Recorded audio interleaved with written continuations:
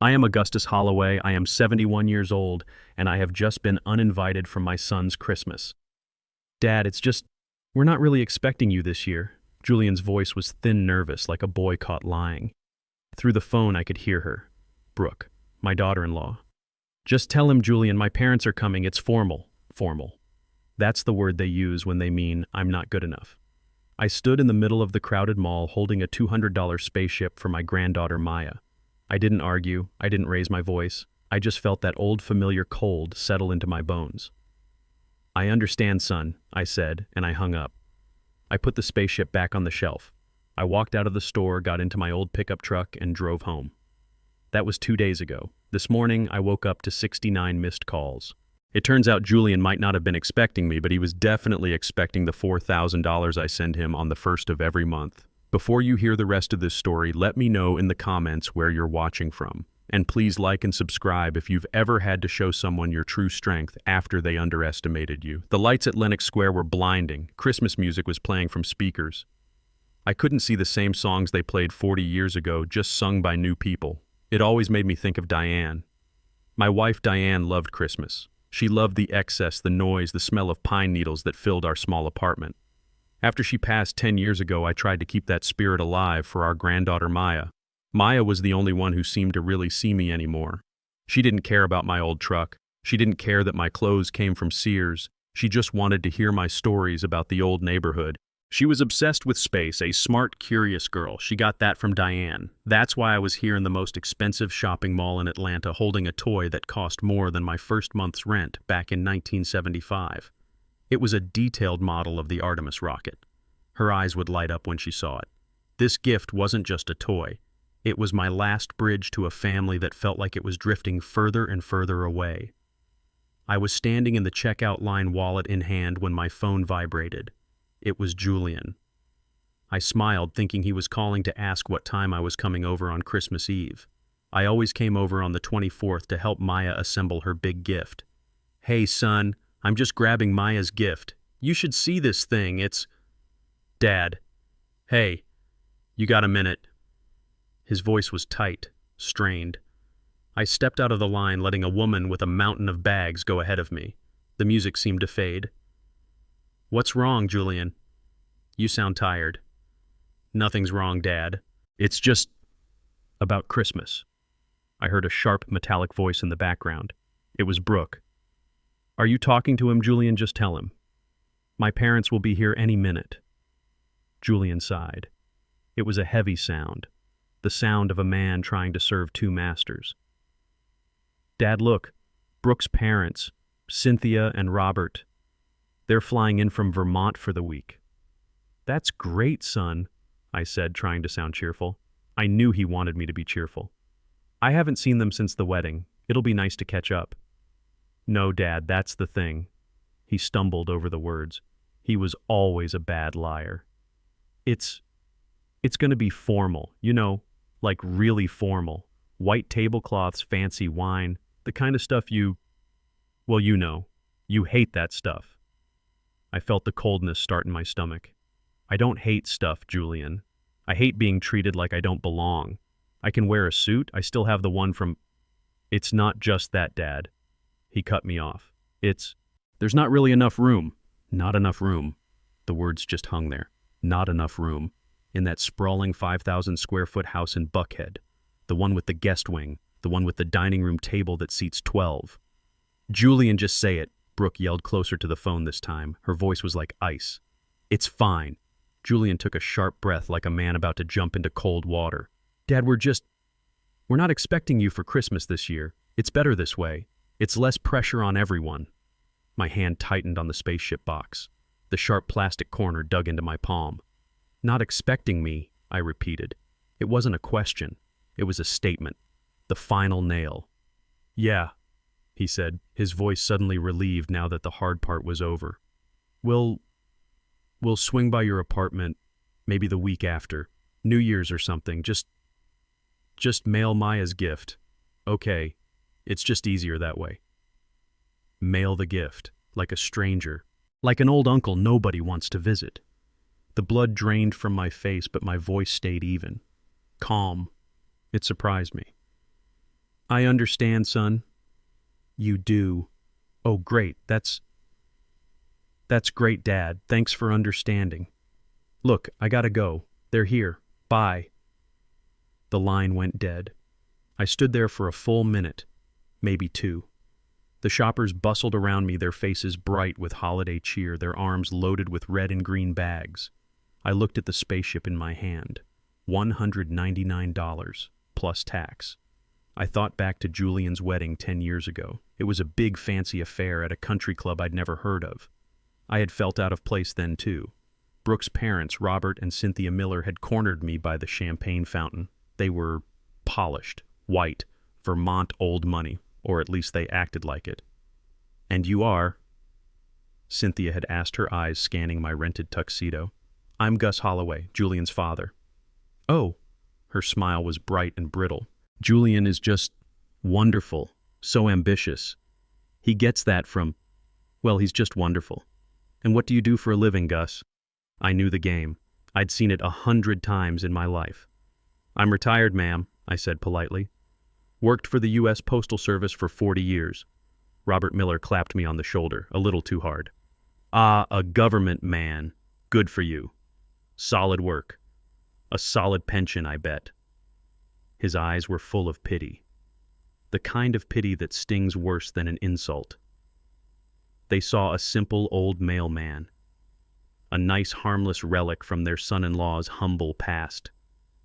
Julian had seen the interaction. He hurried over, his face flushed, steering them away. Dad, why don't you go get a drink? He was embarrassed. My son was embarrassed by me. I overheard him apologizing to Robert later by the bar. I'm sorry, Julian muttered. He's just old-fashioned. He doesn't get out much. I had let it go. For Diane's memory. For the sake of peace. But standing here in Lenox Square being told I was not expected, I realized that letting it go had been a mistake. I had let them define me. I had let him define me. I walked back to the cashier I'd just left. She was a young woman, looked about 19, and her eyes were tired. Changed your mind? She asked, already reaching for the box. Yes, ma'am, I said, placing the spaceship gently on the counter. I've changed my mind about a lot of things. I walked out of the mall. I didn't look at the giant Christmas tree. I didn't hear the music anymore. It was just noise. I got into my truck. It's a 1998 Ford Ranger. The paint on the hood is peeling and the driver's side door groans like an old man when it opens. Julian hates this truck. Brooke refuses to ride in it. It's a tetanus shot on wheels, Dad, Julian always said. It's embarrassing, but the engine is sound. I take care of what matters. I started it up. The engine rumbled to life like an old, faithful dog. I pulled out of that pristine, wealthy Buckhead parking lot past the Teslas and the BMWs and headed south on I-85. I drove away from the glass towers and the perfect lawns back to my neighborhood, back to Southwest Atlanta, back to my small two-bedroom apartment that Julian and Brooke hadn't visited in over a year. They thought I was poor. They thought I was simple. They thought I was a harmless old mailman they could dismiss with a phone call because I was not formal enough for their new family. I parked the truck, walked up to my apartment, and sat down at my old wooden desk, the one that had belonged to my father. They were about to find out just how wrong they were. The apartment building smells like bleach and fried onions. It always has. I walked down the long, dimly lit hallway, the carpet thin under my shoes. Apartment 3B, home. I turned the key, the same key I've used for 30 years, and stepped inside. The silence hit me first. It always does when I come back from the noise of the city. It's a clean place, a tidy place. Diane, my late wife, always insisted on tidy, but it's small. The sofa is comfortable, but the fabric is worn thin on the arms. The television is an old flat screen, maybe 32 inches. It is the apartment of a retired mailman. It is the apartment of a man who doesn't make a fuss. It is the apartment of a man they thought they could just dismiss. I hung my jacket on the hook by the door. Her picture is on the small table right next to it. Diane. She's smiling in the photo, a snapshot we took on a trip to Savannah maybe 20 years ago. Her eyes are bright, sparkling, like she knows a secret joke the rest of the world isn't in on. I ran my thumb over the cheap wooden frame. Well, Diane, I whispered, My voice sounded loud in the quiet room. "You heard him, I suppose. Not expecting me. Our son. Our Julian." I walked into the kitchen, my feet heavy. I poured a glass of tap water I didn't even want. "He's just like them now, baby," I said to her picture from the kitchen. "He's just like those Millers. He's so busy trying to impress those pale, thin people from Vermont that he forgot where he came from. He forgot who he came from." I leaned against the counter. "He's embarrassed. By me. By this apartment. By this neighborhood. By the mail truck I pretended to drive for 40 years. I let out a short, bitter laugh that sounded more like a cough. "He's ashamed of a lie I built to protect him. And this is the thanks I get. We're not expecting you. This is what our boy has learned, Diane. This is what he has become." I finished the water, set the glass down. The sadness I felt in the truck was gone. The drive home had burned it away. Now I just felt cold. I felt a clarity I hadn't felt in a very long time. I walked into the living room, past the worn-out sofa, and stood in front of the far wall. "There's a painting hanging there. It's not a real painting. It's a print I bought at a street fair in the 90s. A simple picture of the Atlanta skyline at dusk. Julian and Brooke, they always hated it." "This thing is depressing, Dad," Julian would say, his nose wrinkled. "It just looks cheap," Brooke added, always quick to agree. I reached up. I carefully lifted the print off the simple nail it hung on. The wallpaper behind it was faded a lighter shade of beige except for the perfect darker square where the picture had been. And in the center of that square was a small black keypad flush against the wall. My fingers, thick from years of work, moved over the keys. I typed in the code, 819, Diane's birthday, August 19th. A heavy click echoed in the room and a section of the drywall popped open. It wasn't a big safe. It wasn't full of gold bars or stacks of $100 bills. That's for movies. That's amateur stuff. This safe held my real life. I reached inside and pulled out a thick, heavy leather-bound ledger. On the spine, embossed in worn gold letters, were 3 words: Holloway Legacy Holdings, LLC. This is the truth. I was never just a mailman. That was a job I took for the benefits. For the health insurance when Julian was a boy. It was a simple, honest job. An honorable job. And it was the perfect cover. It let me move through the city unseen. It let me listen. My father, William Holloway, wasn't a mailman. He was a businessman. He was one of the first. He bought land in Atlanta when nobody else wanted it, back when they were still drawing red lines around our neighborhoods.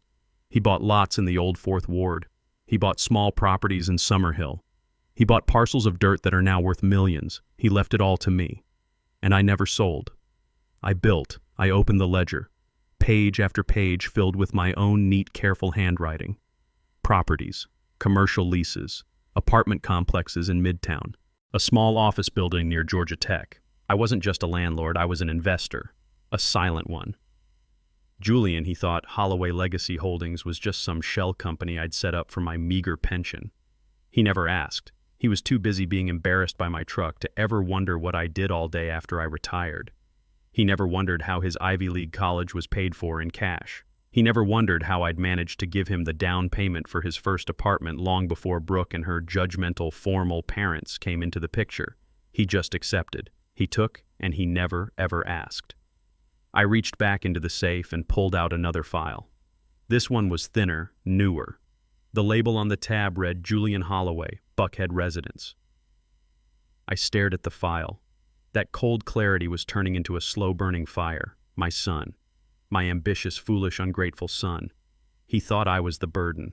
He thought I was the simple old man he could cast aside for Christmas because I didn't fit his new white formal life. He had no idea. He had no idea that I was the bank. He had no idea that the anonymous investment firm that held his $1.2 million mortgage was me. He was living in my house. He was impressing his in-laws with my assets. And he just told me I wasn't welcome in my own property. "Oh, Diane," I said, closing the heavy safe door with a soft final thud. "You always said he had champagne tastes on a beer budget. Turns out he doesn't even have a budget. He's just been drinking my champagne all along." I put the painting back on the wall. I straightened it until it was perfect. The cheap Atlanta skyline stared back at me. A perfect cover. I sat down at my old wooden desk. I picked up the phone. It was time to call my lawyer. It was time to call Dennis. Julian thought I was simple. He thought I was poor. He thought I was weak. He was about to find out just how expensive it was to underestimate his father. He was about to learn the real meaning of the word formal. I walked past the worn-out sofa, past the picture of Diane, and stood in front of the cheap painting of the Atlanta skyline. I lifted the print off the nail. The keypad was dark against the faded beige wall. I typed in the code, 819, Diane's birthday. The heavy click of the safe opening echoed in the small, quiet room. I reached inside and pulled out the file. It was thick, heavy bound in dark blue vinyl. The label typed on my old label maker was simple. Buckhead Residence, J. Holloway. I took it to my small kitchen table, sat down, and opened it. The first page was a photograph. A beautiful, gleaming white brick mansion. 5 bedrooms, a circular driveway, giant oak trees. A $1.2 million house in the heart of Buckhead, the neighborhood where old Atlanta money lives. The kind of neighborhood I was never meant to see, let alone own. I remember the day Julian and Brooke bought this house 6 years ago. They had a big housewarming party. It was the last time I'd seen Cynthia and Robert Brooke's parents before this Christmas. They stood by the marble fireplace holding champagne glasses. I was standing near the appetizers and I heard Cynthia laugh. "It's a starter mansion," she said to another guest, her voice loud enough for me to hear. "It's a lot of house for Julian. We were just shocked he got the financing. I mean, with his background. I just hope he's not overextending himself." I remember just smiling. That simple, harmless, retired mailman smile. "He's a smart boy," I said, walking past them. "He knows how to manage." I turned the page in the file. What I didn't tell Cynthia, what I never told anyone, was that Julian hadn't gotten the financing. He had been rejected by 3 different banks. He was already drowning in debt from the wedding, trying to keep up with Brooke and her family. He had come to me, defeated, ashamed, terrified she would leave him if he couldn't provide the life she expected. The next page in the file was a wire transfer confirmation. My wire transfer. $1.2 million. Cash. I didn't just give him the house. That's not how you build a man. That's how you build a dependent. No, I did it the smart way. I became the bank. I set up a private mortgage through my LLC, Holloway Legacy Holdings. I drafted the papers. I created a payment schedule. As far as Julian and Brooke knew, they were paying their $4,000 a month mortgage to some faceless private lending firm based in Delaware. They never bothered to look any deeper. They didn't know they were paying me. I did it to protect him. I did it to give him the stability I never had. I gave him a 0% interest rate. It was a gift. It was my way of taking care of my son silently from the shadows while he played his big-shot finance game. And he just told me I wasn't expected for Christmas. He was living in a mansion I owned, and he was embarrassed by my truck. He was so busy trying to impress his in-laws that he forgot who held the deed. I flipped to the last page of the file. It was the payment ledger. My own careful handwritten ledger. I've always preferred pen and paper. Column 1, date due. Column 2, amount paid. Column 3, balance. I ran my finger down the amount paid column. 4,000, 4,000, 4,000, 4,000. Then the entries stopped. The line for October 1st was blank. The line for November 1st was blank. The line for December 1st, just a few weeks ago, was also blank. My breath caught in my throat. 92 days. He hadn't paid. He wasn't struggling to pay. He just stopped. He stopped paying his mortgage, but he had enough money to plan a formal Christmas, to buy his wife new things, to live his life of lies. He just assumed the old man, the simple mailman, wouldn't notice. Or maybe he just didn't care. I closed the file. The click of the vinyl cover snapping shut was the only sound in the room. The game was over. I picked up the phone. I didn't feel sad anymore. I didn't feel angry. I just felt done. "Dennis," I said when my lawyer answered. "Gus, Merry Christmas. What's going on?" "Dennis, I need you to pull the file on the Buckhead property, the one under the Legacy holding. I need you to tell me the last payment date." I already knew the answer, but I needed to hear it. I needed the final push. I needed to know this wasn't just a father being hurt. I needed to know this was business, and it was. I walked past the worn-out sofa, past the picture of Diane, and stood in front of the cheap painting of the Atlanta skyline. I lifted the print off the nail. The keypad was dark against the faded beige wall.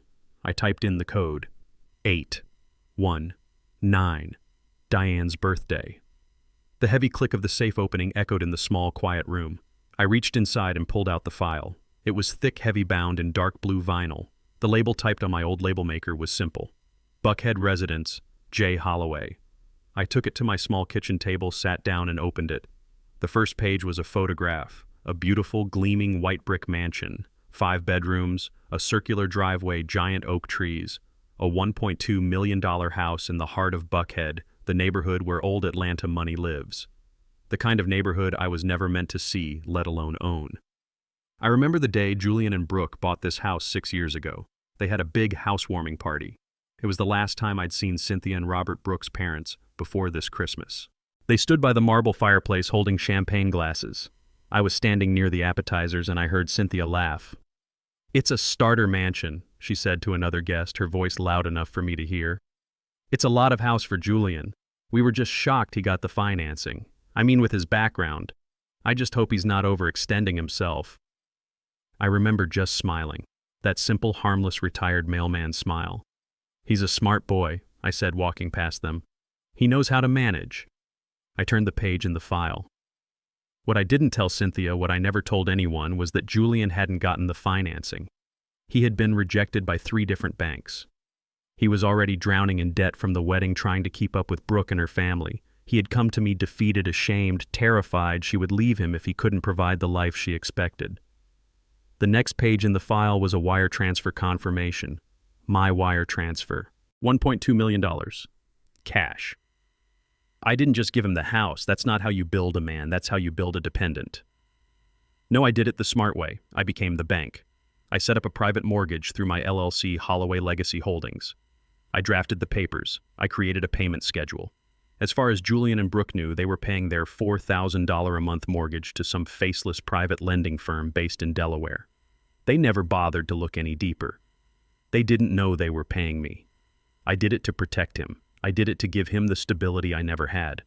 I gave him a 0% interest rate. It was a gift. It was my way of taking care of my son silently from the shadows while he played his big shot finance game. And he just told me I wasn't expected for Christmas. He was living in a mansion I owned and he was embarrassed by my truck.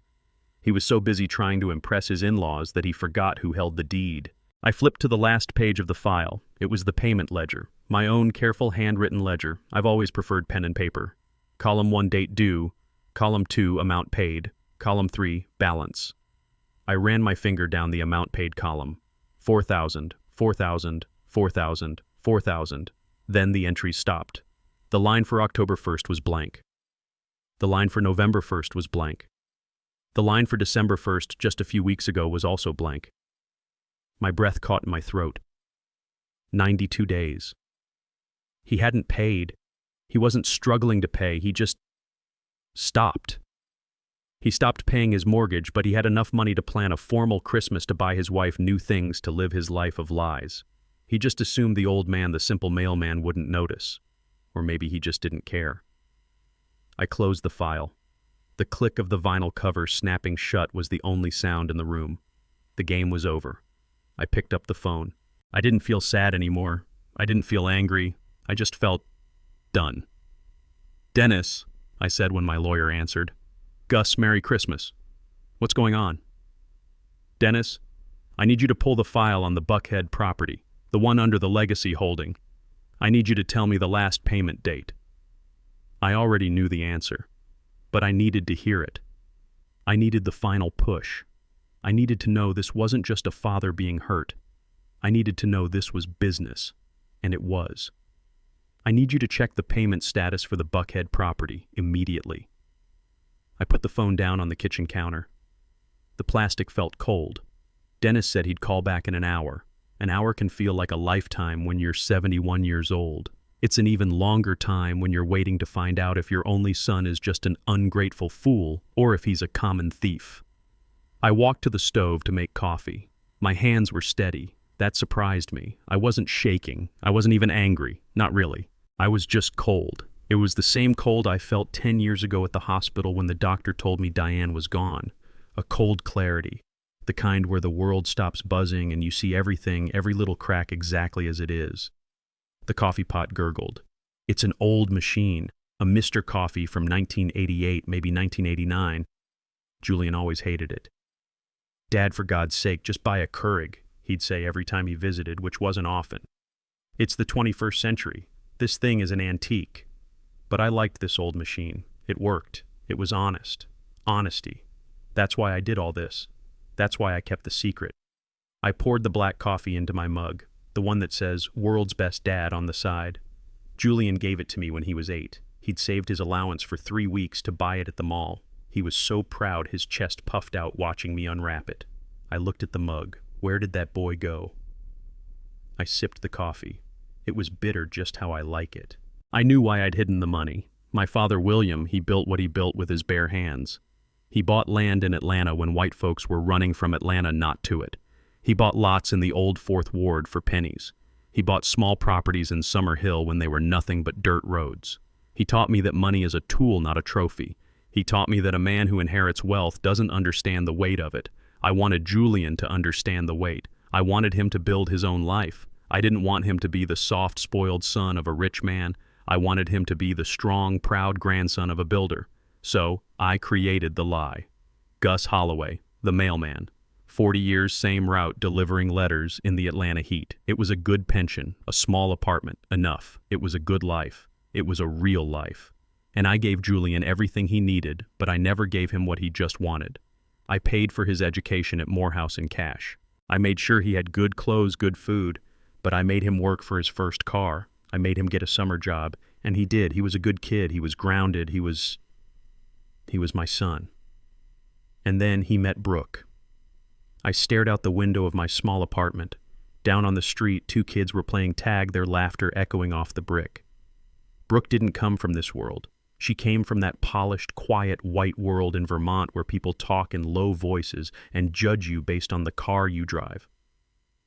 She walked into Julian's life, and suddenly everything he had wasn't enough. His apartment wasn't secure. His degree wasn't prestigious. His father was a mailman. I saw the change in him. It started small. He stopped bringing his friends by the apartment. He stopped calling me Dad in front of her. He started calling me my father.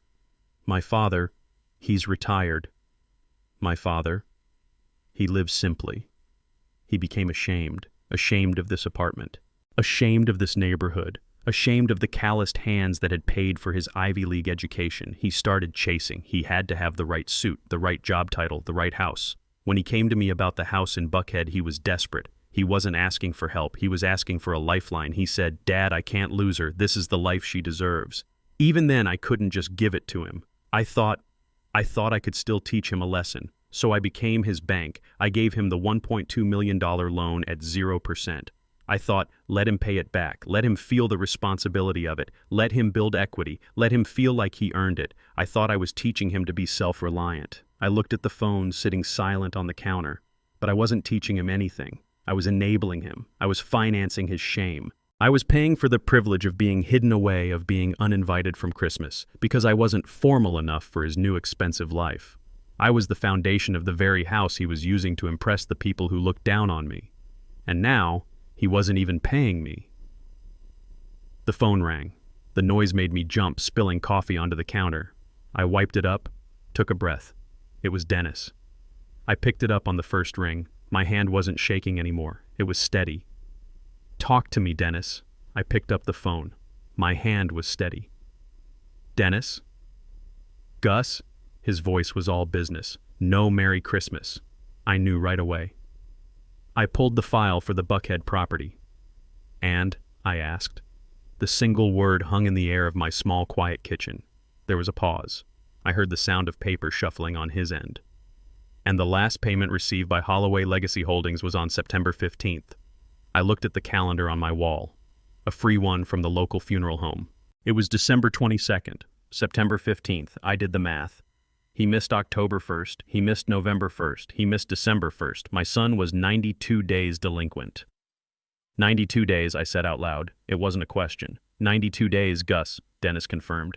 He's in major default. Legally, the acceleration clause in your contract is now active. You have the right to demand payment in full or, well, you know what you can do. I did know. But my mind wasn't on the contract. It was on a picture. A picture Julian had posted on his Instagram account just last week. It was Brooke standing in that circular driveway I owned. She was screaming with her hands over her mouth, looking at a new car, a white Lexus SUV. A giant, ridiculous red bow was on the hood. The caption read, "Surprised my queen, you deserve it all."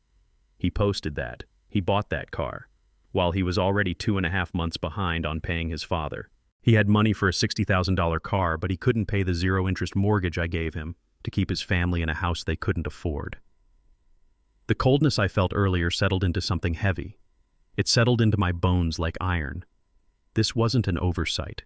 This wasn't a man forgetting to mail a check. This was a choice. This was a statement. This was Julian looking at the bill from Holloway Legacy Holdings, a firm he was too lazy to even Google, and deciding it wasn't important. He thought it was just some faceless corporation. He didn't know it was his father. He didn't care enough to find out. And then the other part hit me.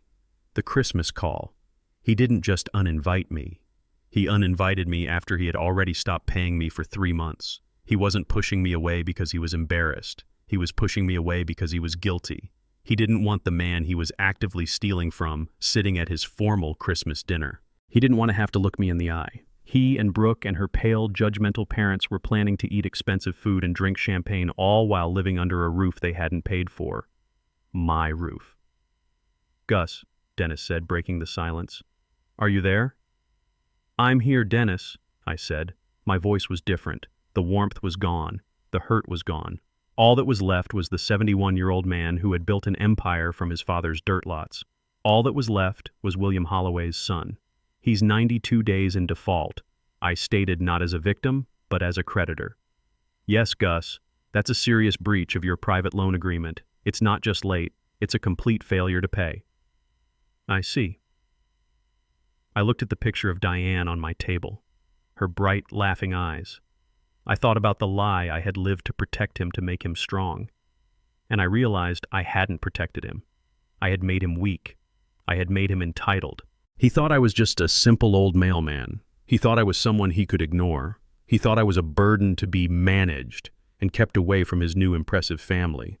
"Dennis," I said, my voice as cold and clear as the glass in my hand. "It's time to teach my son about business.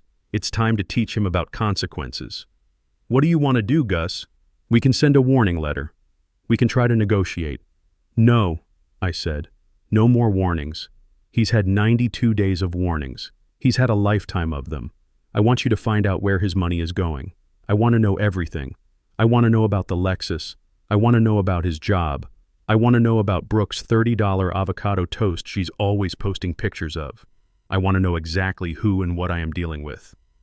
"Gus, that's a full investigation. It will be expensive." "I don't care," I said. Find out everything. He thinks I'm a burden. He's about to find out I'm his foundation. And he's about to find out what happens when that foundation cracks." Dennis hung up.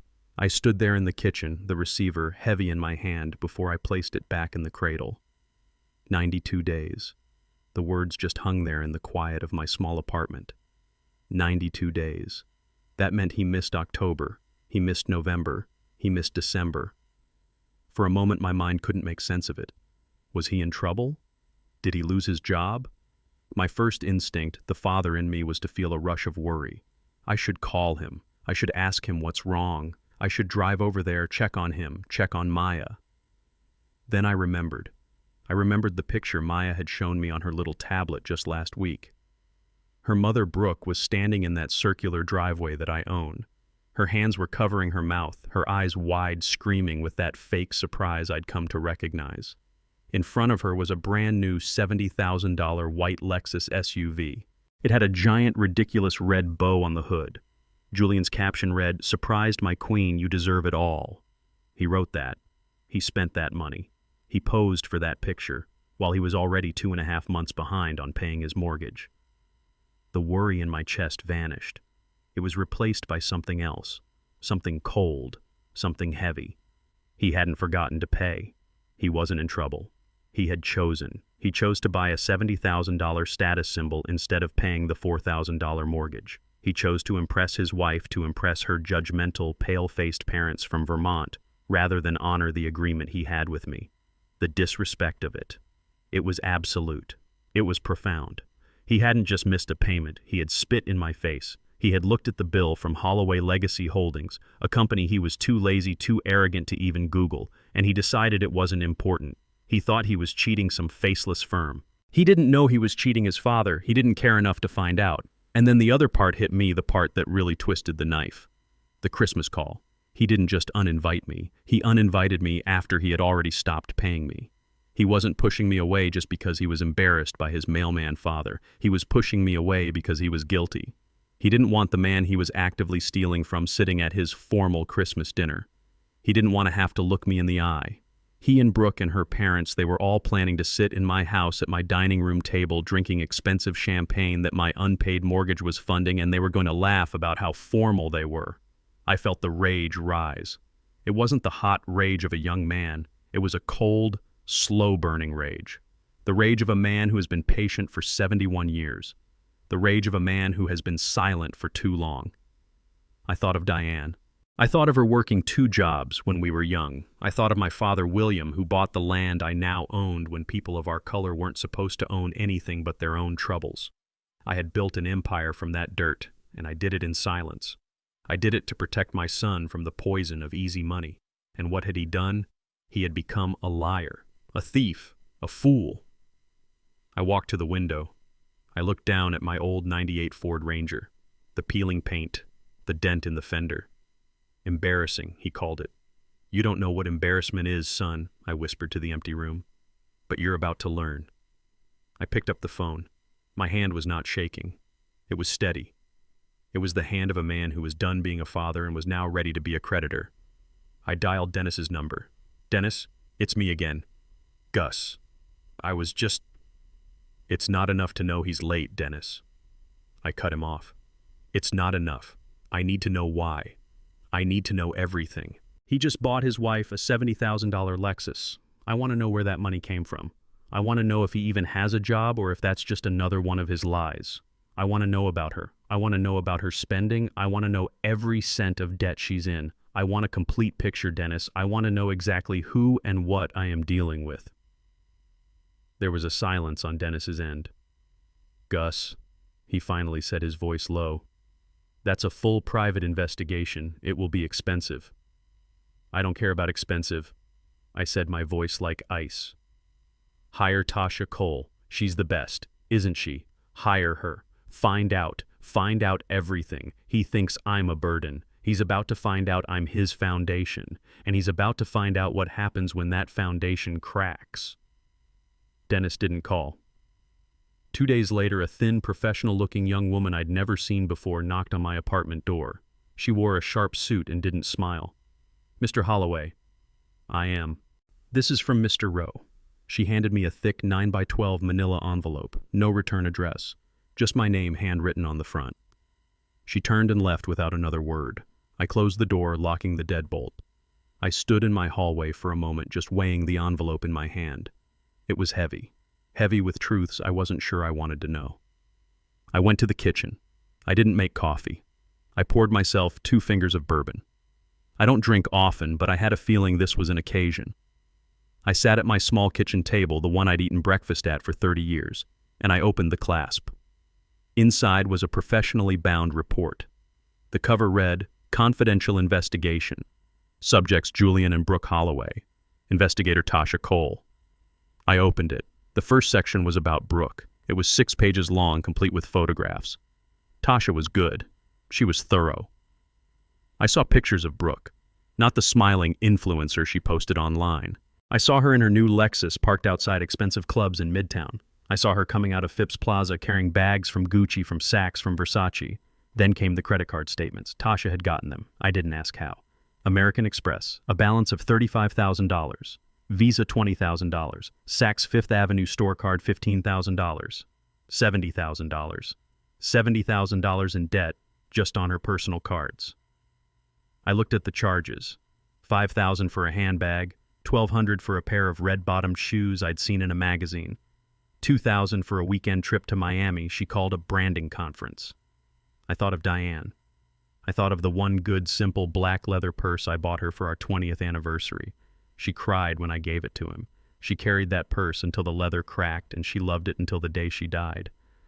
And this woman, this child, was spending the price of a car on things to impress people she didn't even know. And Julian was letting her. He was encouraging her. I turned the page, my stomach tight. The next section was about my son. Subject Julian Holloway, employment status. I read the first sentence and I had to set my bourbon glass down. Subject was terminated from his position as a junior portfolio manager at Franklin Mutual 6 months ago. Date of termination, June 12th. 6 months. He had been lying to me for 6 months. Every phone call where he talked about a busy day at the office. Every time he said he was closing a big deal. Every single word was a lie. I read on. The reason for termination: unauthorized high-risk trades resulting in significant client losses. He wasn't just laid off, he was fired. For cause, he was gambling. Gambling with other people's money to try and cover the $70,000 his wife was spending on shoes. I felt a wave of shame so deep it made me dizzy. I paid for that boy's MBA at Emory. I sat in the audience at his graduation, my chest puffed out with pride. I thought I had raised a man who was smarter than me, better than me. I hadn't. I had raised a fool. I had raised a reckless, dishonest child who had thrown away a 6-figure job because he couldn't tell his wife no. I took a drink. The whiskey burned, but it didn't burn as hot as the shame. I turned to the last page. It was a single sheet of paper.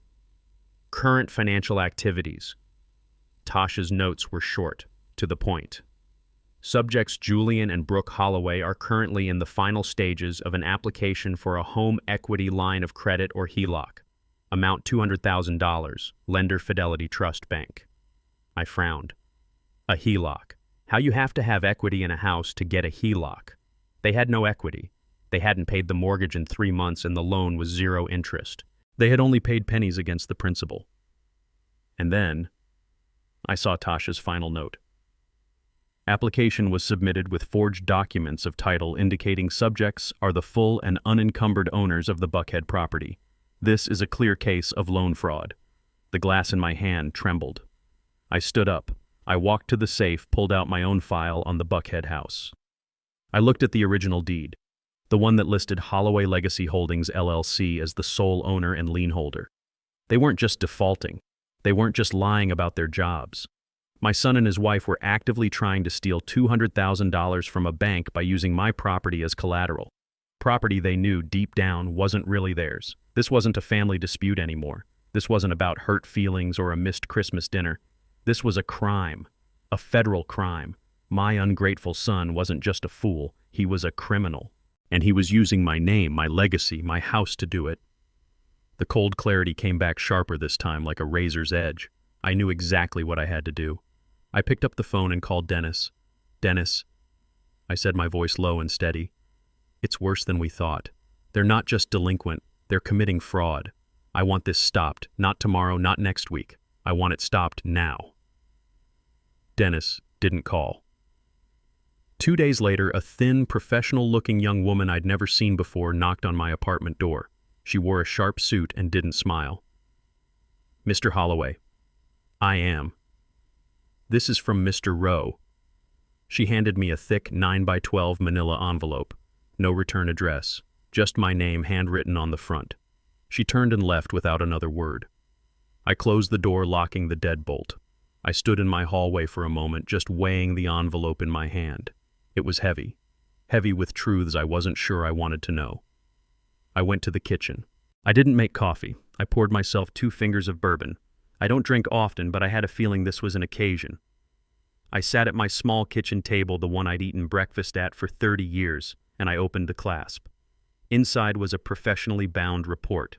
The cover read, Confidential Investigation, Subjects Julian and Brooke Holloway, Investigator Tasha Cole. I opened it. The first section was about Brooke. It was 6 pages long, complete with photographs. Tasha was good. She was thorough. I saw pictures of Brooke, not the smiling influencer she posted online. I saw her in her new Lexus parked outside expensive clubs in Midtown.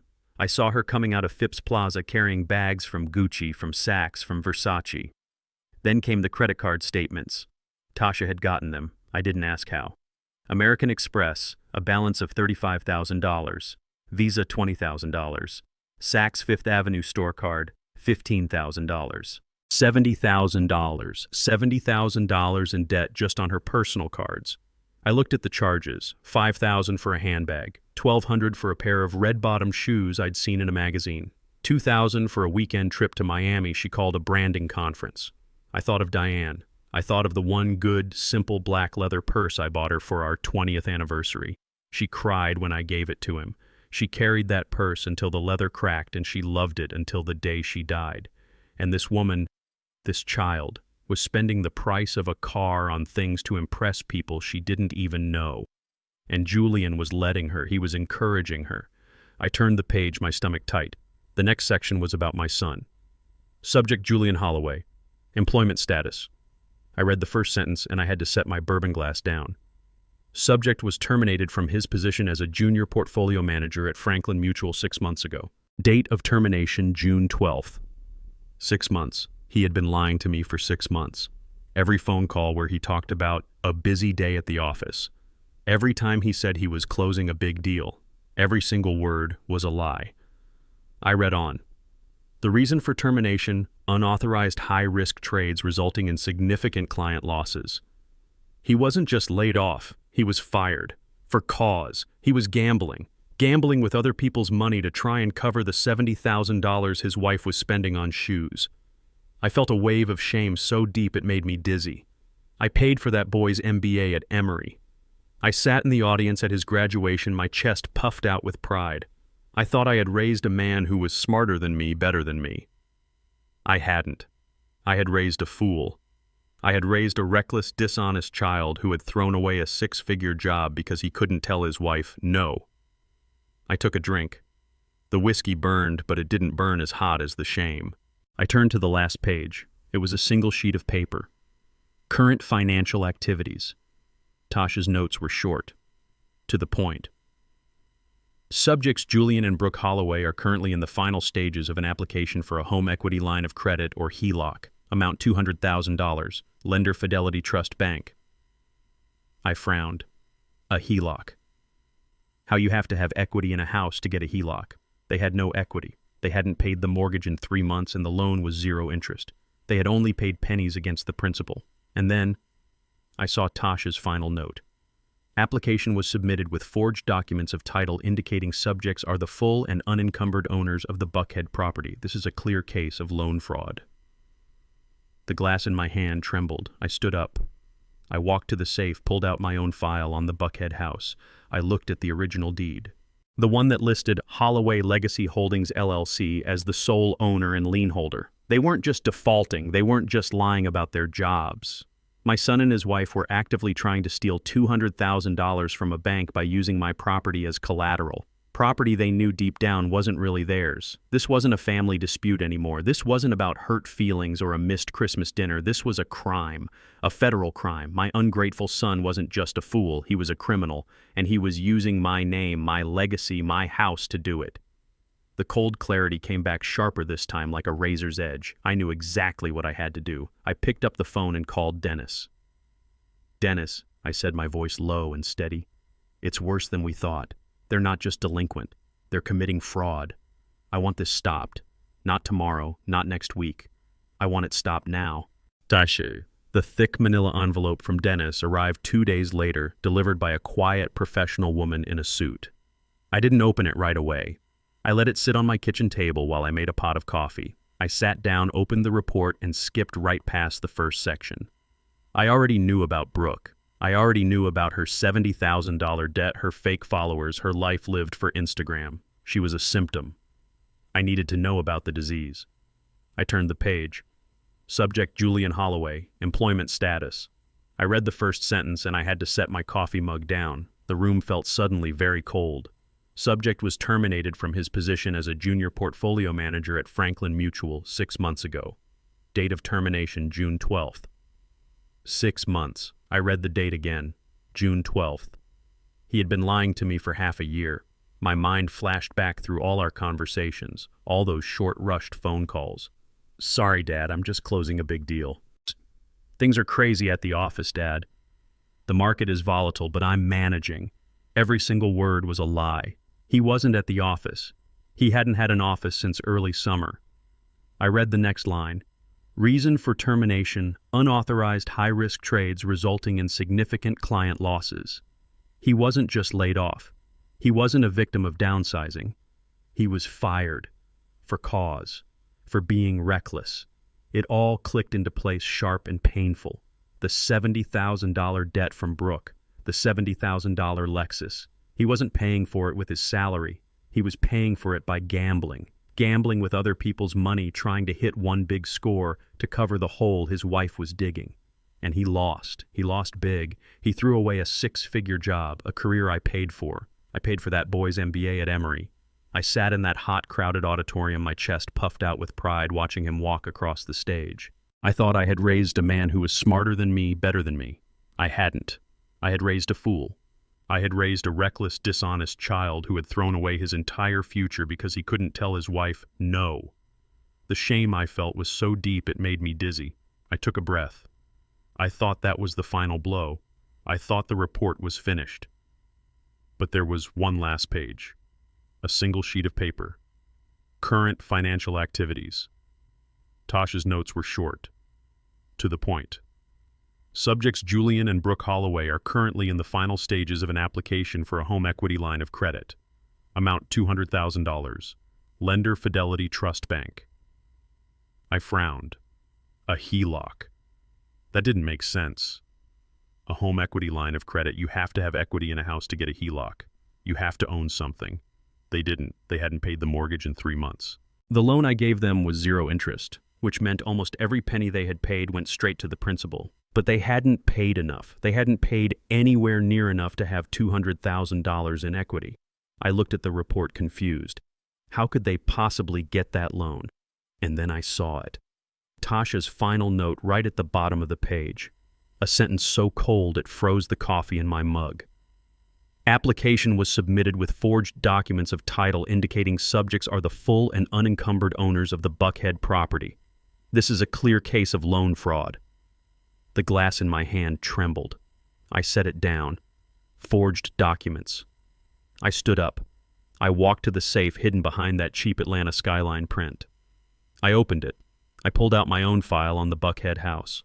I looked at the original deed, the deed I had never ever given him, the one that listed Holloway Legacy Holdings LLC as the sole owner and lien holder. He didn't just lie to me about his job. He didn't just default on his loan. He didn't just uninvite me from Christmas. My son. My only son. He went to a criminal, paid him money, and created a fake document, a fake deed. He was actively trying to steal $200,000 from a bank by using my property as collateral. This wasn't a family dispute anymore. This wasn't about hurt feelings. This wasn't about a missed dinner. This was a crime, a federal crime. He was going to steal my house, the house I bought for him. He was going to leverage my legacy, my father's legacy, and run it into the ground, all to pay for his wife's handbags and his own failure. The cold clarity came back sharper this time, like a razor's edge. He wasn't just an ungrateful fool. He wasn't just a coward. He was a criminal. And he was using my name, my legacy, my house to do it. I picked up the phone. I didn't hesitate. I didn't think about Christmas or Diane or the 8-year-old boy who gave me that coffee mug. That boy was gone. I called Dennis. He answered on the second ring. Gus, did you get the... Dennis, I said. My voice was low. It was steady. It was the voice of a man who had just declared war. It's worse than we thought. They're not just delinquent. They're committing fraud. They forged the deed. They're trying to take out a loan against my property. I heard Dennis let out a long, slow whistle. Gus, that's wire fraud. Bank fraud. That's federal. I know what it is, I said. I want this stopped. Not tomorrow, not next week. I want it stopped now. Dennis Rowe's office is on the 28th floor of a glass tower in Midtown. I parked my old Ranger in the underground garage right between a black Mercedes and a red Porsche. The valet looked at my truck like it was a cockroach until I handed him a $20 bill. Money changes how people see you. It's the first lesson and the last. I rode the silent wood-paneled elevator up. Dennis has been my lawyer for 30 years. He's the son of my father's lawyer. Our families go back. He's one of 2 people on earth who knows the man behind the mailman uniform. When I walked in, his assistant, a sharp young woman, didn't make me wait. Mr. Holloway, Mr. Rowe is expecting you. Dennis was standing by his window, a wall of glass looking down on the city I owned pieces of. He's a tall man, always in a perfect suit. He turned around, his face grim. The bound report Tasha Cole had prepared was sitting in the middle of his giant mahogany desk. "Gus," he said. He didn't shake my hand. He just motioned to the report. "I've read it twice. I still can't believe it." I sat in one of the leather chairs. It sighed under my weight. I looked at the report, but I didn't need to read it again. The words were burned into my memory. Fired. 70,000. Forged documents. "He's my son, Dennis," I said. My voice was quiet. "And he's a thief." Dennis sat down opposite me. "He's more than that, Gus. A thief steals your wallet. Julian and this woman, they are trying to steal your entire legacy. Bank fraud, wire fraud. This is federal time we're talking about." I nodded slowly. I looked out the window at the Atlanta skyline. It was the same skyline from the cheap print hanging in my apartment, only this one was real. "They didn't just uninvite me from Christmas dinner, Dennis," I said, my voice as cold and flat as the glass in front of me. "They're not just ungrateful. They're trying to steal $200,000 from a bank using my name as the gun." Dennis leaned forward, clasping his hands. "So what's the move?" "We have options. Option 1, I call them. Right now. I tell them we know everything. We scare them straight. We handle it in the family. Maybe they learn their lesson." I almost laughed. "Learn their lesson, Dennis. My son has been lying to my face for 6 months. His wife is spending money neither of them has. They're not children who stole a cookie. They're adults who tried to commit a felony. They're past learning." "Okay," Dennis said, his eyes narrowing. He knew this side of me. This was not Gus the mailman. This was William Holloway's son. Option 2. We act on the default. I file the foreclosure notice today. It's clean, it's fast, your contract is ironclad. We take the house back, it's over in 30 days. "Take the house back," I repeated. Yes, that was good, that was necessary, but it wasn't enough. It felt incomplete. It felt like they were getting off easy. "And the fraud," I asked. "The $200,000 loan." "That's option 3, Dennis said. I make a call to the U.S. Attorney's Office. I present Tasha's findings, the forged deed, the fraudulent application. They open an investigation. And Julian and Brooke, they will very likely go to prison, Gus, for a long time." I sat there in that quiet, expensive office. I thought about Julian as a boy giving me that world's best dad mug. I thought about him at his graduation so full of promise. And then I thought about his voice on the phone. "We're not expecting you, Dad. It's formal." The coldness settled in. They had humiliated me. They had dismissed me as a simple, poor old man, a burden, an embarrassment. They were planning to drink champagne with Robert and Cynthia Miller, laughing about their starter mansion, a mansion they were trying to steal from me. They wanted a formal Christmas. "We'll do both," I said. Dennis raised an eyebrow. "Both, Gus. If we go to the feds, the foreclosure becomes part of a criminal case. It gets messy." "No," I said.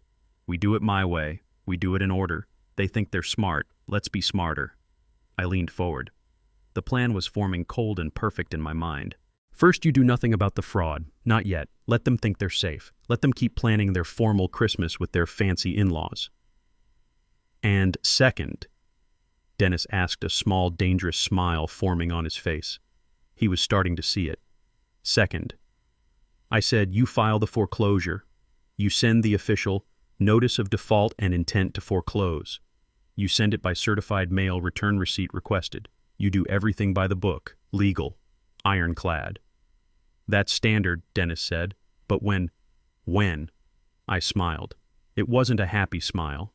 It was the smile of a man who had just picked his weapon. "I want it delivered on December 22nd, Dennis. This Friday. I want that certified mail slip to arrive right when Robert and Cynthia Miller are unpacking their bags. I want Brooke to have to sign for it while she's showing off her new Lexus. I want them to open that legal envelope, the one from Holloway Legacy Holdings, right in the middle of their perfect formal holiday party." Dennis stared at me. "Gus, that is cold-blooded." "Is it?" I asked. "Is it colder than uninviting your own father from Christmas? Is it colder than forging a deed to steal from him? No, I don't think so. I think it's just formal." I stood up and walked to the window. I looked down at the city below, my city. Send the notice, Dennis. Let them panic. Let them spend their Christmas wondering who Holloway Legacy Holdings is. Let them realize the simple old mailman is the one holding the strings. And then after they've stewed in their own fear, then we'll talk to the U.S. Attorney. Dennis leaned back in his high-backed leather chair. The chair probably cost more than my first car. His office was silent, high above the city noise. All you could hear was the faint, expensive hum of the building's air system. So we have options, Dennis said. He steepled his fingers, looking at me over the top of them. He wasn't my friend right now. He was my lawyer. Two main paths, Gus, and they are very, very different. I just nodded. I waited. I was used to waiting. My whole life had been about waiting. Waiting for my father's land to be worth something. Waiting for Julian to grow up. Waiting for the respect that never came. Option 1, Dennis said, his voice sharp and clear, is the hammer. What your son and his wife have done is not a family mistake. It's not a misunderstanding. It is a felony. Several felonies, actually. Forging a deed of title, submitting a fraudulent loan application to a federally insured bank. Gus, this is wire fraud. This is bank fraud. This is serious. He paused, letting the words land. I can pick up that phone, he gestured to the sleek black device on his desk, and I can call a friend at the U.S. Attorney's office. I send him Tasha's report, and this is over. They will be arrested, probably before the new year. I felt the air leave my lungs. Arrested, my son, Julian, in handcuffs. I saw a flash of him age 8 in his Little League uniform, so proud he'd hit the ball. I saw him at his Emory graduation waving at me from the stage. My son, a federal criminal. Prison Dennis, I asked. My voice was a whisper. Prison Gus, he said, his face unblinking. For a long time. They don't take this lightly. And given the evidence, Tasha's report is ironclad. They wouldn't just be charged. They would be convicted. I closed my eyes. I thought about Julian in a cell. I thought about Brooke with her $70,000 debts in a prison uniform. I thought about my granddaughter, Maya. What would happen to Maya?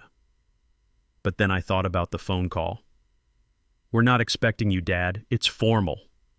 I thought about the forged deed. What's option 2? I asked, opening my eyes. Option 2 is the scalpel, Dennis said. We handle this on the civil side. We put the criminal fraud aside just for a moment. We focus entirely on the contract, on the default. He tapped the blue vinyl folder on his desk, the one from my safe. Your agreement with Julian, the private mortgage, is ironclad. You are the sole lien holder. He is 92 days in default. The acceleration clause is triggered. We don't have to warn him. We don't have to negotiate. We can simply execute our legal right. We file for foreclosure. We take the house back. Take the house? I repeated. It's clean, Dennis said. It's fast. Relatively. It's business. He defaulted on a loan. The lender repossesses the collateral. It happens every day. He and Brooke would be out in 30 days. They'd be ruined financially, their credit destroyed, but they wouldn't be in prison. It would be a very, very hard lesson. I leaned back in the soft leather chair. Prison, or foreclosure. The hammer or the scalpel. One was justice. The other was a lesson. I thought about Julian. I thought about his shame, his weakness, his constant, desperate need to impress those people. If I sent him to prison, I would be ending his life. But if I just took the house, was that enough? They would be humiliated, yes. They would be broke, yes. But would they understand, or would they just see it as a business deal gone bad? Would they see Holloway Legacy Holdings as just another faceless bank that took their house? They wouldn't connect it to me. They wouldn't connect it to the Christmas dinner. They wouldn't understand the disrespect. They would just be angry and they would move on. They wouldn't learn a thing. They would just find someone else to use. No. Neither option was right. Not on its own. I looked out the window down at the cars moving like tiny silent bugs on the streets below. We're not going to the police, I said. Dennis raised an eyebrow. So foreclosure it is. I'll have my team draft the... No, I said, cutting him off. Not just foreclosure. We're going to do this my way. We're going to do it in order. I turned from the window to face him. The cold clarity was back. It was perfect. You're not calling the U.S. Attorney, not yet. Let them think they're safe. Let them keep trying to get that fraudulent loan. Let them keep planning their formal Christmas with their fancy in-laws. And Dennis asked. He was leaning forward now, sensing the shift.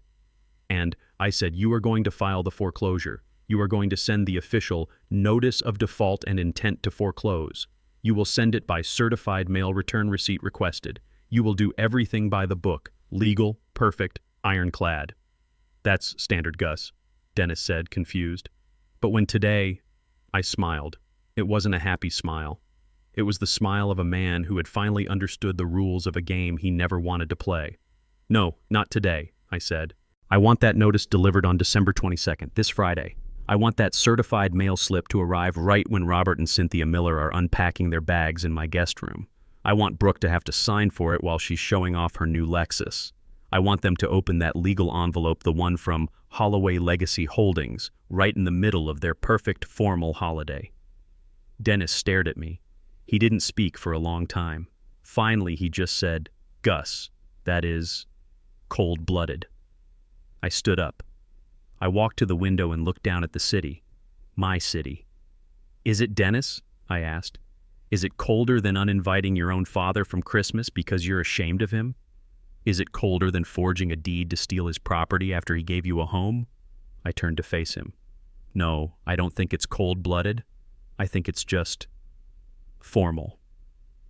Send the notice, Dennis. Let them panic. Let them spend their Christmas weekend calling every lawyer in Atlanta trying to find out who Holloway Legacy Holdings is. Let them realize their perfect, impressive life is built on a foundation they don't control. Let them feel for just one weekend what it's like to be powerless. And after, Dennis asked. After, I said, walking to the door. After they've stewed in their own fear. After they've shown me exactly what they're made of. Then we'll talk to the U.S. attorney about the fraud. I sat there in that quiet, expensive office, the leather of the chair cool against my back. Dennis watched me, his face impassive, waiting for my judgment. The hammer or the scalpel, prison or foreclosure. I thought about Julian, not the 42-year-old fool who forged documents, but the 8-year-old boy who gave me that coffee mug.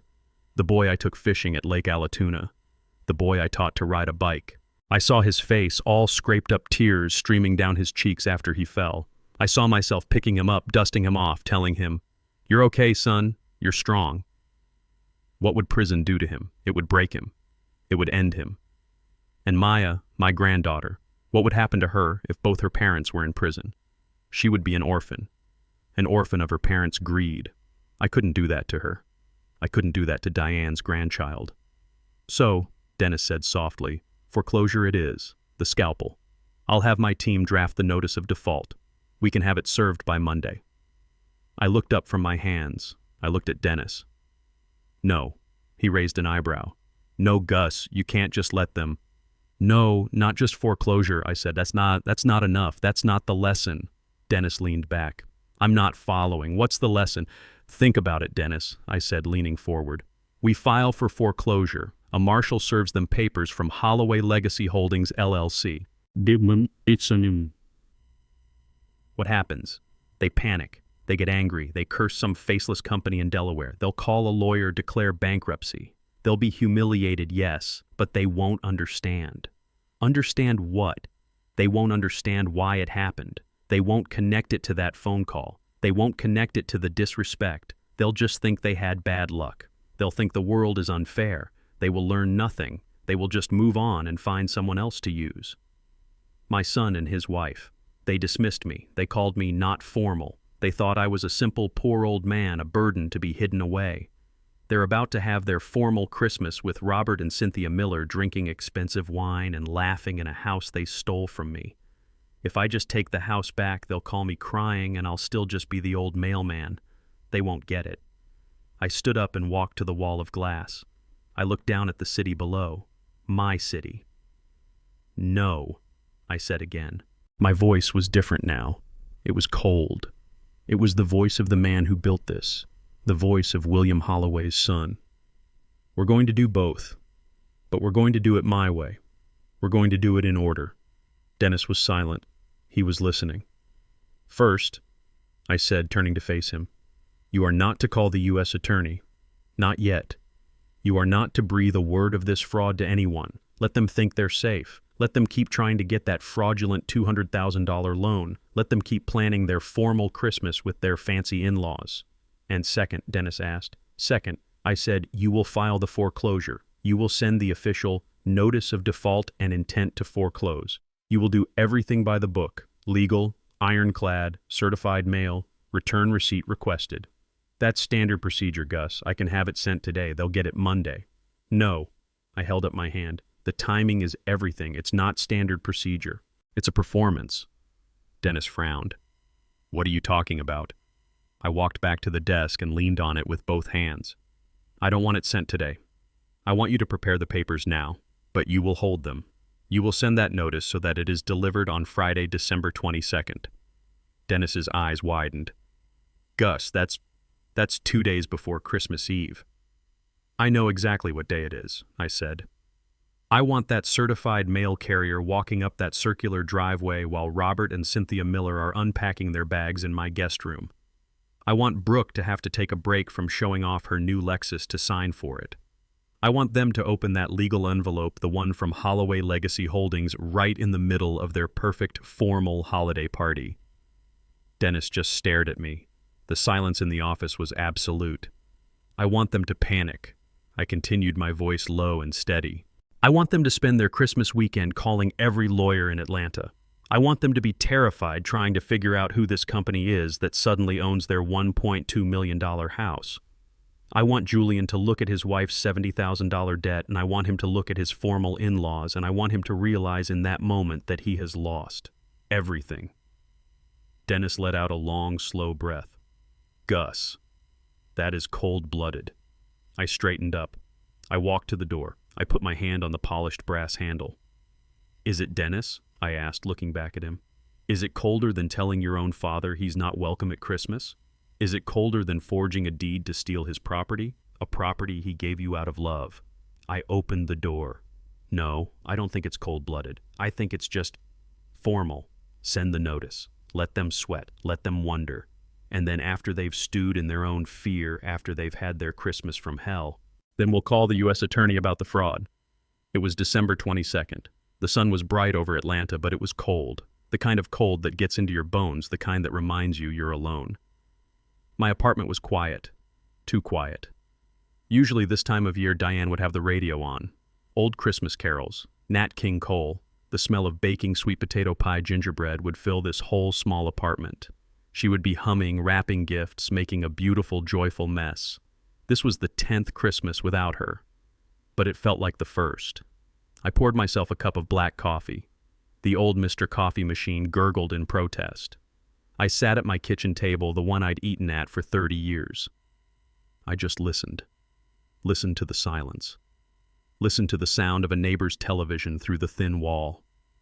I checked the clock on the wall. 11:30 a.m. Right now, a mail carrier was walking up that long, circular driveway in Buckhead. Right now, he was walking past the $70,000 Lexus, the one I was paying for. He was ringing the bell on the $1.2 million house. My house. I wondered who would answer. Would it be Brooke, my daughter-in-law? She'd probably be annoyed, irritated to be interrupted. She'd be busy getting ready for her formal Christmas, busy making sure her hair was perfect for her mother Cynthia. Or maybe Julian would answer. My son. He'd probably sign for the letter without even looking, too distracted, too busy being the big shot in the big house, too busy to notice the name on the return address, Holloway Legacy Holdings, LLC. He wouldn't know that name. He was too arrogant to ever ask.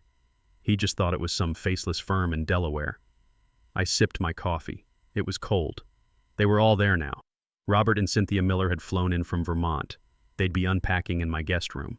They'd be drinking my son's expensive champagne, or maybe my expensive champagne, who knew?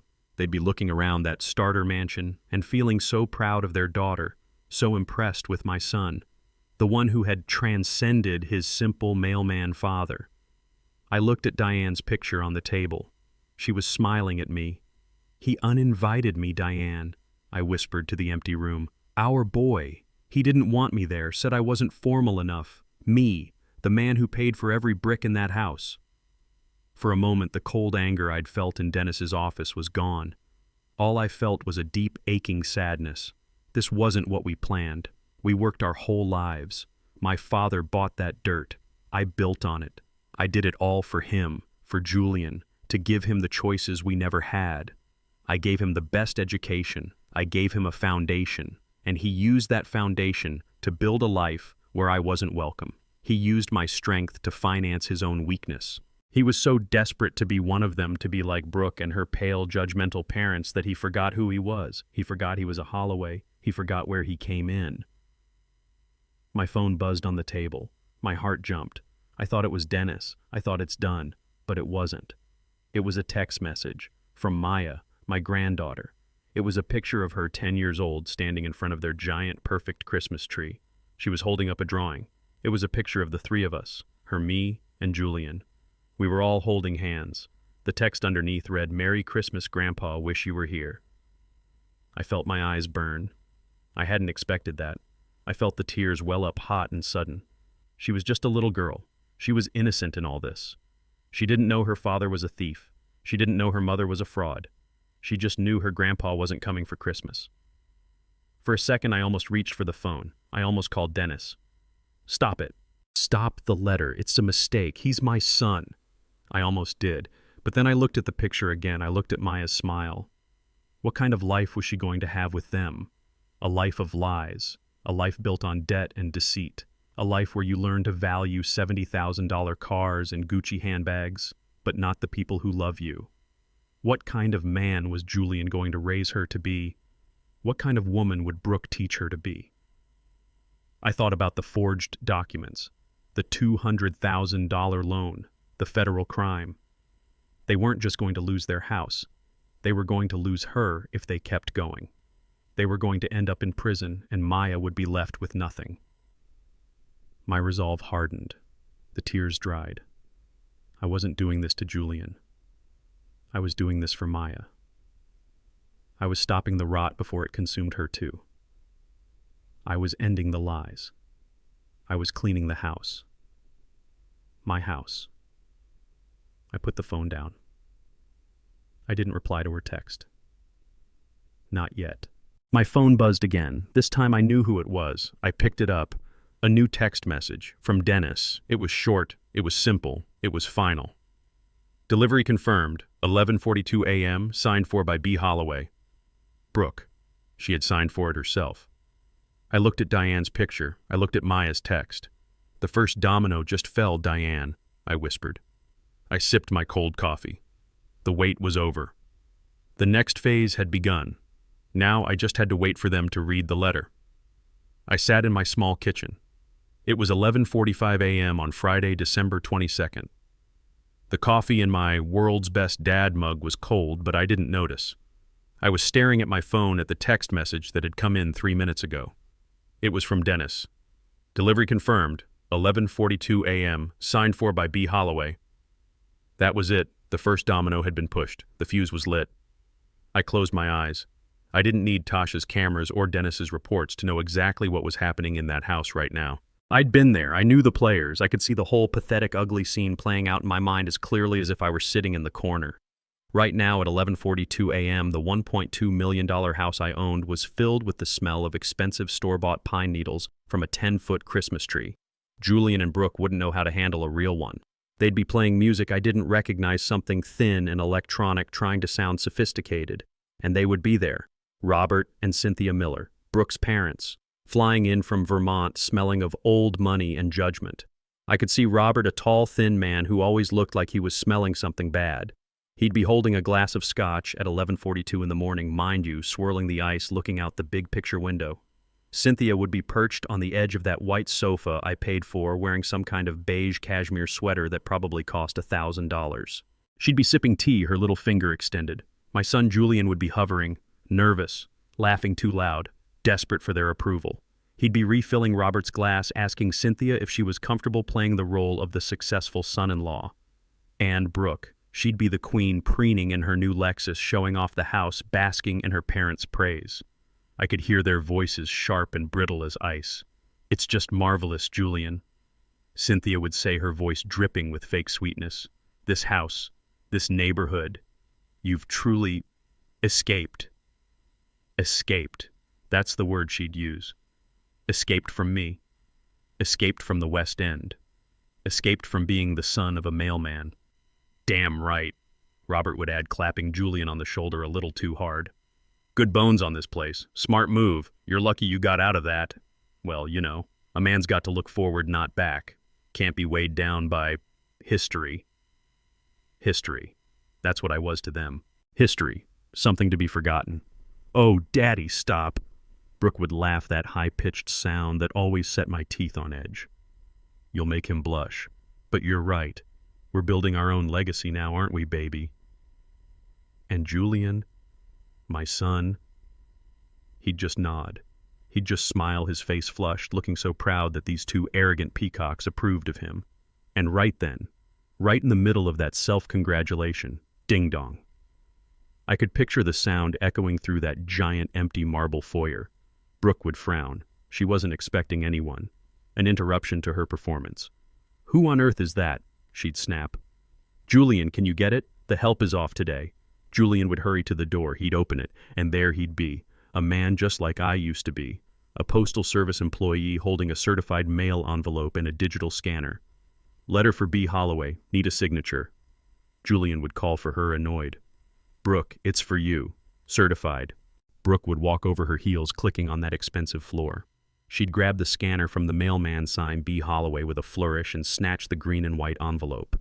She'd close the door in the man's face before he could even say, "Have a nice day." I could see her walking back to the living room, tearing it open. She wouldn't be worried. She'd just be irritated.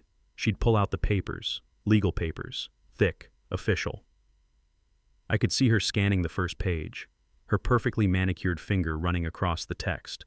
Holloway Legacy Holdings, LLC, versus Julian Holloway and Brooke Holloway. She'd laugh. A short, confused, arrogant laugh. Julian, look at this. It's ridiculous. Some kind of junk mail. It looks so official. Julian would take it from her. He'd be skimming, his brow furrowed. He wouldn't understand. Holloway Legacy. What? I've never heard of them. It's probably a scam, baby. They're just trying to scare us. This is the part I enjoyed the most. Their arrogance, their blindness. They were so close to getting that fraudulent $200,000 loan.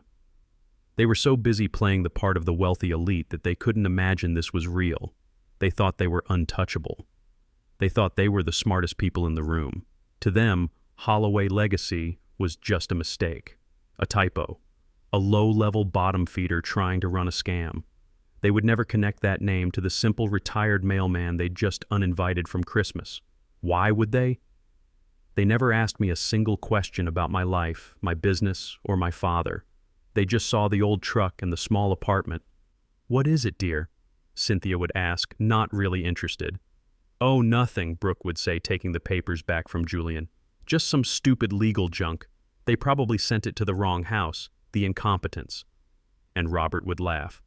That's why you have lawyers, son. To handle the scum.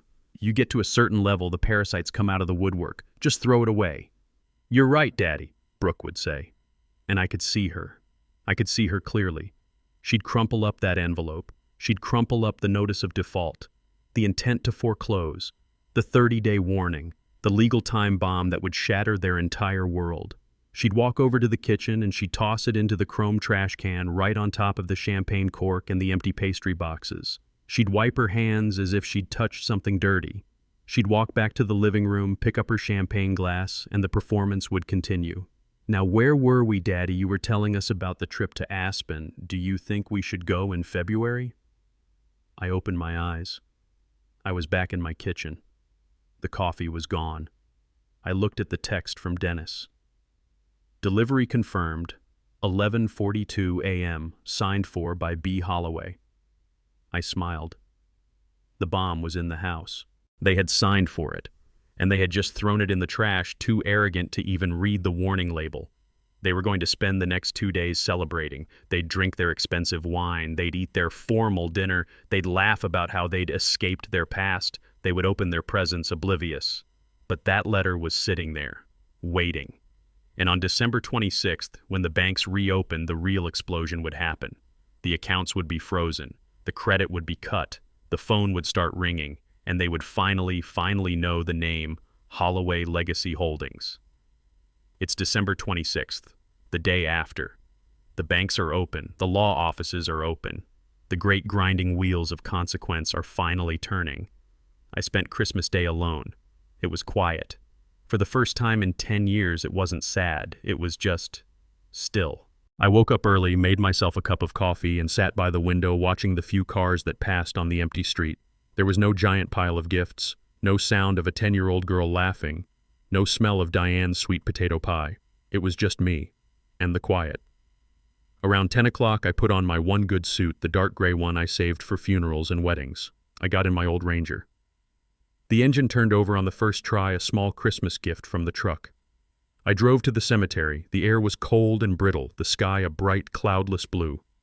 I walked across the frozen grass to her.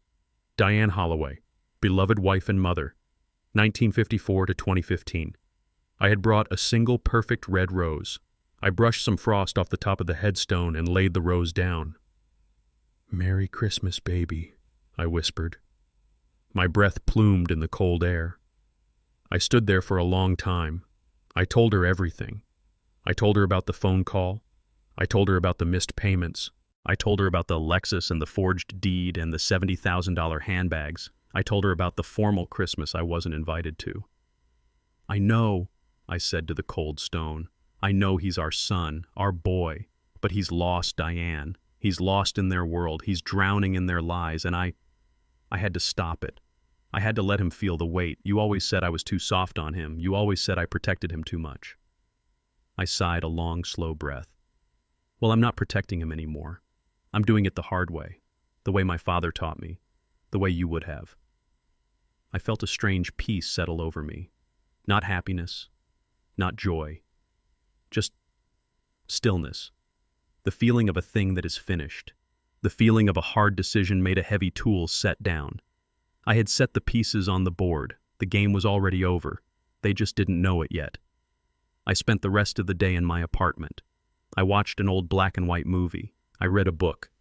I didn't feel lonely. I felt free. Today is December 26th, the day after. The banks are open, the law offices are open, the system is waking up. I'm sitting at my kitchen table, sipping my coffee from the world's best dad mug. My phone is on the table in front of me. It's been silent for 3 days. No calls from Julian, no texts. They've been busy celebrating. They've been drinking their champagne, oblivious in my house. They've been posting pictures of their perfect family Christmas. They have no idea. I know Dennis filed the last of the paperwork this morning. The call to the U.S. Attorney's Office about the fraud. The call to Fidelity Trust Bank informing them the deed they had on file was a forgery. The calls to freeze their accounts. The storm is here. I take a sip of coffee. Any minute now, the phone is going to ring. And the peace I'm feeling, it's about to be replaced by the most formal conversation of my entire life. The phone screamed a loud, shrill ring that shattered the quiet. It made me jump, spilling hot coffee on my hand. I didn't even flinch. I looked at the screen. Julian. I let it ring. Once, twice, a third time. I wanted him to wait. I wanted him to feel that first jolt of pure, cold panic. On the fourth ring, I picked up. I held the phone to my ear. I said nothing. "Dad, oh thank God, Dad, are you there?" His voice was a complete stranger's. It was high-pitched, cracking, breathless. It was the voice of a cornered animal. "Hello, son," I said. My voice was calm. "Dad, something's wrong. Something is terribly wrong. I need your help." I took a slow sip of my coffee. "What's wrong, Julian?" It's the accounts, Dad. They're frozen, all of them." He was almost sobbing. Brooke tried to make the payment on the Lexus this morning and the card was declined. Declined, Dad. She's hysterical. I went to the ATM. My card was invalid. I called the bank. They said all my accounts are frozen, pending a fraud investigation. I could hear Brooke screaming in the background, not words, just a raw animal sound of rage. "Fraud," I said, letting the word hang in the air. "That sounds serious, Julian. What did you do?" "I didn't do anything," he shrieked. "It's not me, it's them. It's that company, that scam company from the letter, the one we threw away. They're trying to ruin me, Dad. They told the bank I was committing fraud. They're trying to take the house. They're trying to ruin us. I let him finish. I let all that panic and fear pour out of the phone. What company was that, son? I asked. I don't recall you mentioning a company. Holloway Legacy Holdings, he shouted, his voice cracking on the last word. Holloway Legacy Holdings, LLC, some parasite bottom feeder? They're ruining my life, Dad. You have to call them. You have to do something. I set my coffee mug down. I let the silence stretch. 1 second, 2, 5. I could hear his desperate, ragged breathing. Ah, I said. My voice was cold, clear, and very, very calm. That one. Yes, that one. Do you know them? Can you help? That's my company, son. The silence on the other end was absolute. It was so complete I could suddenly hear the ticking of the clock on my wall. I heard Julian's sharp, panicked intake of breath. I heard Brooke stop screaming. I heard the entire $1.2 million house fall silent. What? Julian's voice was no longer a shout. It was a tiny, broken whisper. What did you say? I said. I repeated, enunciating every word. That's my company, Holloway Legacy Holdings, LLC, founded by my father, William Holloway, in 1958. It's been my primary business for 40 years. No, that's impossible, he stammered. You're a mailman. You live in that apartment. I was a mailman, Julian. It was a good, honest job. It kept me grounded. It was a hell of a good cover. But it wasn't what paid for your Emory MBA. It wasn't what paid for your first apartment. And it wasn't what bought your $1.2 million house 6 years ago. I heard a small sound like a gasp. The house. Yes, the house, Julian. You were rejected by 3 banks, remember? You were drowning in debt from the wedding. You came to me terrified Brooke would leave you if you couldn't give her this formal life. So I bought the house. Cash. And to teach you responsibility, to let you feel like you'd earned it, I became your bank. I set up a private mortgage just for you. 0% interest, Julian. A gift. All you had to do was pay. I did. I paid. I always paid. No, son, you didn't, I said. You stopped paying 92 days ago. You missed October. You missed November. You missed December. You defaulted on your loan. You defaulted on me. It was a mistake. I was just tight on cash, Dad. I was going to catch up, I swear. Tight on cash. I let out that short, bitter laugh. It had no humor in it. Were you tight on cash last week when you bought Brooke a $70,000 Lexus? Were you tight on cash when you were posting pictures of her $1,000 handbags? How do you know about that? I also know, I continued, my voice like a hammer hitting a nail, that you were fired 6 months ago. You lost your job at Franklin Mutual for gambling with client money. You've been lying to me. You've been lying to your wife. You've been lying to everyone. You're broke. You're living on fumes, spending money you don't have, and you had the nerve to call me your father, the man who owns the roof over your head, and tell me I wasn't formal enough for your Christmas. Dad, please, I can fix this. No, you can't, Julian, because it gets worse. You didn't just lie. You didn't just default. You committed a crime. No, I didn't. I know about the HELOC application, Julian. $200,000. I know about the forged deed of title. You tried to use my property, my name, my legacy as collateral to steal from a federal bank. That's called fraud, son. That's called prison time. I heard a crash. It sounded like the phone being dropped or thrown. Then I heard Brooke's voice. It wasn't the polished, sweet tone she used with her parents. It was a raw, hysterical shriek. You old bastard. You did this. You tricked us. You set us up. You sat there in your filthy little apartment and pretended to be this poor, pathetic old mailman. You're a monster. Hello, Brooke. I said, my voice just as calm as before. No, I didn't trick you. I just stayed quiet. I gave you the space to show me exactly who you are. And you did. You showed me you're a thief living on $70,000 of credit card debt you can't pay. You showed me you're a lie. You can't do this to us. It's our house, Julian. Tell him, Julian. Actually, Brooke, it's my house, and you have 30 days to get out. The foreclosure notice you signed for and threw in the trash was very clear. 30 days. I'd start packing if I were you. I'm sure your parents will have plenty of room for you in their house in Vermont. My parents? Oh yes, I almost forgot, I said, enjoying this part. Since they seem to be co-signers on some of your fraudulent credit applications, and since they were in the house when you discussed the fraud, I imagine the federal investigators will want to talk to them too. They're part of the history now. I'll sue you. I'll tell everyone what you did. I'll ruin you. You do that, Brooke. You go right ahead and tell everyone. Tell them how your 71-year-old mailman father-in-law, the one you were too embarrassed to have for Christmas, owns your house, your car, and your entire pathetic life. You go right ahead and tell them that. I heard a sob, a broken, defeated sound. Then Julian, fumbling, got back on the phone. Dad, please, don't do this. It's Christmas. What about Maya? Think about Maya. You should have thought about Maya before you became a criminal, Julian. You should have thought about her before you disrespected your father. You said you weren't expecting me for Christmas. Don't worry, son. I won't be coming. You have 30 days. I hung up the phone. I sat in the silence of my apartment. The clock on the wall was ticking. Tick, tock. My phone lit up. Julian. I silenced it. It lit up again. Brooke. I silenced it. Again. Julian. Again. Unknown number. That would be Cynthia. Or Robert. It kept lighting up, vibrating on the table, a frantic, desperate dance. 1, 2, 10, 20. 69 missed calls. I picked up my cold cup of coffee. I looked at the picture of Diane. I'm sorry it came to this, baby, I whispered. But the boy needed to learn. I took a sip. And for the first time in a very, very long time, I felt completely and totally at peace. I hung up the phone. I sat there in the silence of my apartment. The clock on the wall was ticking. Tick, tock. My phone sitting on the kitchen table lit up. The screen flashed Julian. I watched it ring. Once, twice. It went to voicemail. A second later, it lit up again. Brooke. I let it ring. It went to voicemail. It lit up again. Julian. Then again. An unknown number. That would be Cynthia or Robert. It lit up again. Julian. Brooke. Julian. Julian. It was vibrating on the cheap wood, a frantic, desperate dance. It was the sound of a formal life collapsing. 1, 2, 10, 20. 69 missed calls.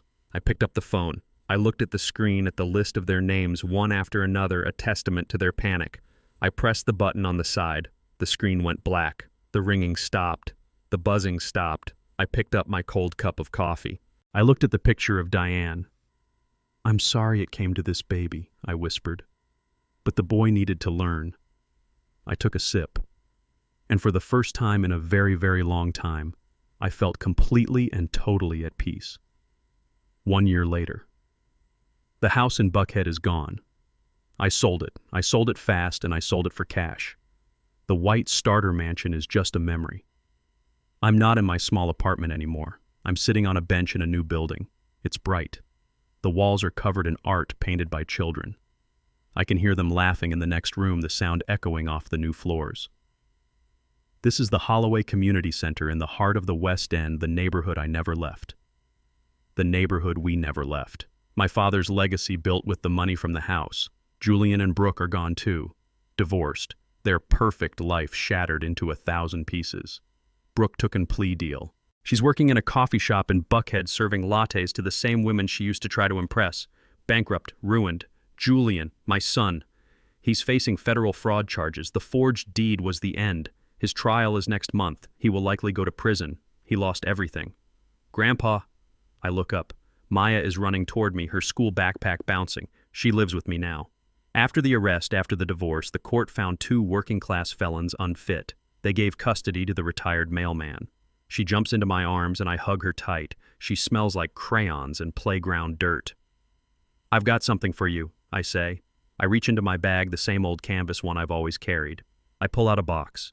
It's the Artemis rocket, the one I put back on the shelf last year. I went back and bought it. Her eyes go wide. Grandpa, you got it? She tears the box open, her small hands shaking with excitement. I watch her, my heart full. Julian and Brooke, they were so busy building their own legacy, they didn't realize they were just part of mine. This right here, I say, tapping the new sign on the wall that reads, the Holloway Legacy Center. This is the Holloway Legacy Maya. I point to her holding the rocket, her eyes full of stars. And so are you. Now let's go home. I'll make us some dinner. I smile. Here is the lesson learned from the story. This story teaches us a powerful lesson true. Wealth is not measured by the car you drive or the house you live in, but by the dignity, respect, and honesty you uphold. Greed and arrogance built on a foundation of lies are fragile. They blind people like Julian and Brooke to the real value and strength of those they underestimate. Gus the simple mailman proved that quiet strength, patience, and integrity are the real legacy. In the end, respect cannot be bought or faked. It must be earned, and those who trade it for status will ultimately lose everything. What would you have done if you were in Gus's position? Let us know in the comments below.